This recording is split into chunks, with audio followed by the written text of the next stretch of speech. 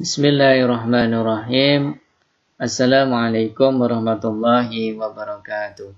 Alhamdulillahirabbil alamin. Allahumma shalli ala Muhammad wa ala ali Muhammad, amma ba'du.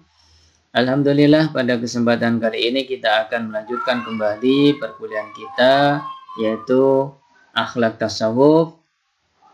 Pada kesempatan kali ini kita akan membahas tentang manajemen hati sebagai inti pendidikan akhlak. Kita akan mulai dengan membahas tentang apa itu manajemen, kemudian juga manajemen hati, serta kita lanjutkan tentang bagaimana proses manajemen hati di dalam tasawuf terkait dengan pendidikan akhlak. Di mana di dalam akhlak tasawuf, hati merupakan salah satu hal yang penting dan menjadi perhatian utama.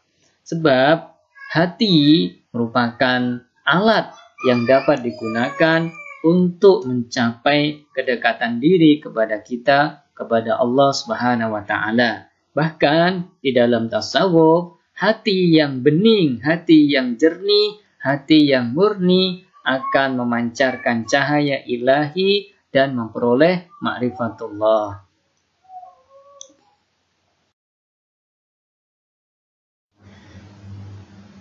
Pembahasan tentang hati tentunya tidak lepas dari sabda Rasulullah Sallallahu Alaihi Wasallam. Ala wa inna fil jasadil mudghah, idza fasalahat salahat jasadu kullu, wa idza fasadat fasadal jasadu kulluhu. Ala wa hiyal qalb. Ketahuilah, sesungguhnya di dalam tubuh manusia terdapat segumpal daging. Jika ia baik, seluruh tubuh baik. Jika ia rusak, seluruh tubuh juga rusak. Ketahuilah, segumpal daging itu ialah hati. Hadis riwayat Muslim. Bahkan di dalam tasawuf, hati merupakan alat yang bisa kita gunakan untuk mengenal Allah. Alat untuk dapat memperoleh ma'rifatullah atau mengenal Allah dengan pengenalan yang sesungguhnya. Tentunya selain dengan menggunakan akal. Hati merupakan alat untuk mengenal Allah. Nah, di dalam pengenalan kepada Allah ada proses yang harus dilalui, yaitu dengan apa? Tazkiyatul qalb atau juga tazkiyatun nafs, yaitu pensucian hati atau pensucian jiwa. Nah, proses untuk mensucikan hati inilah yang tentunya kita harus manage dengan baik.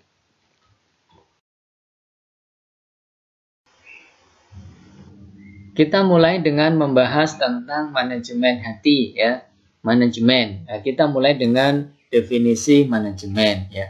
Kata manajemen ini berasal dari bahasa Inggris, yaitu manage, yang berarti mengurus, mengelola, mengendalikan, mengusahakan atau memimpin. Nah, sedangkan pengertian manajemen ini secara etimologi ini berarti seni melaksanakan dan mengatur.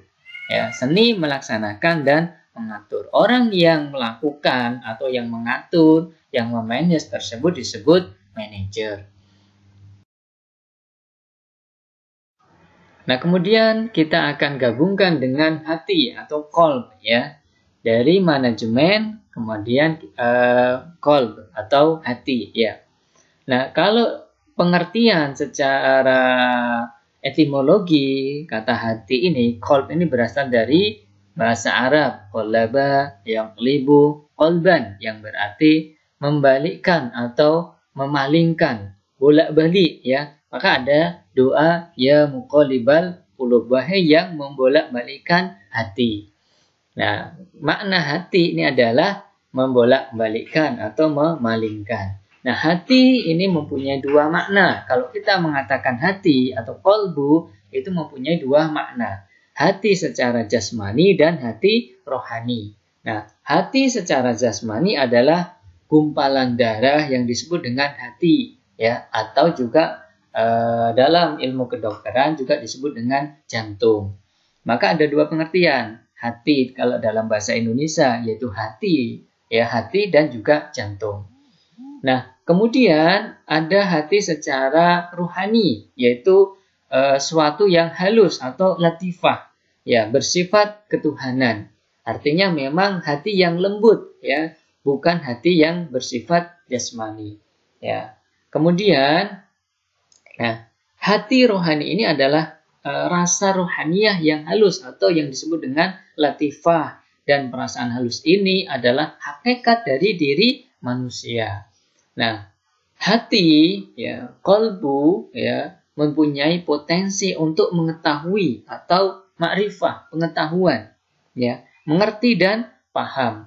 Nah, hati mendapat perintah, yang dicela, diberi sanksi, dan yang mendapat tuntunan. Artinya di dalam hati, dalam pembahasan dalam pandangan Islam, ya, adalah mempunyai potensi untuk memperoleh perintah, ya, bahkan untuk dicela, ya, diberi sanksi, ya, yang mendapatkan tuntutan.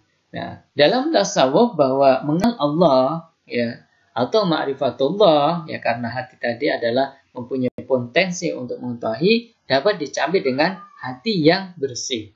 Artinya, ketika seseorang ini telah melakukan mujahadah, ya, atau amaliyah-amaliyah, ya, yang rutin, yang termanage, yang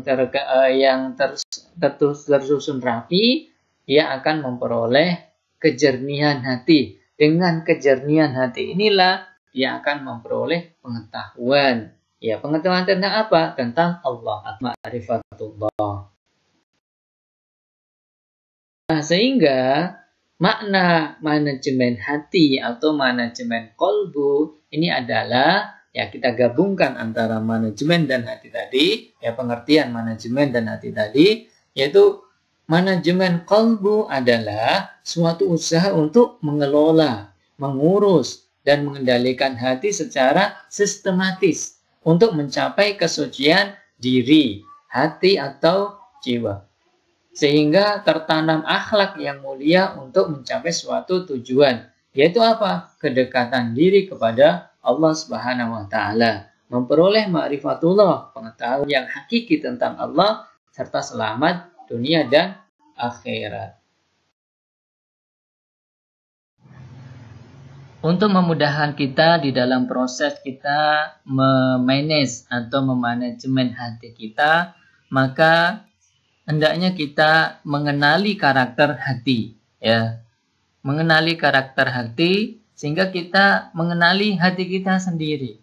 Ya, dalam kondisi seperti apa hati kita saat ini. Ya. Paling tidak ada 3 karakter yang dapat terjadi pada hati, ya.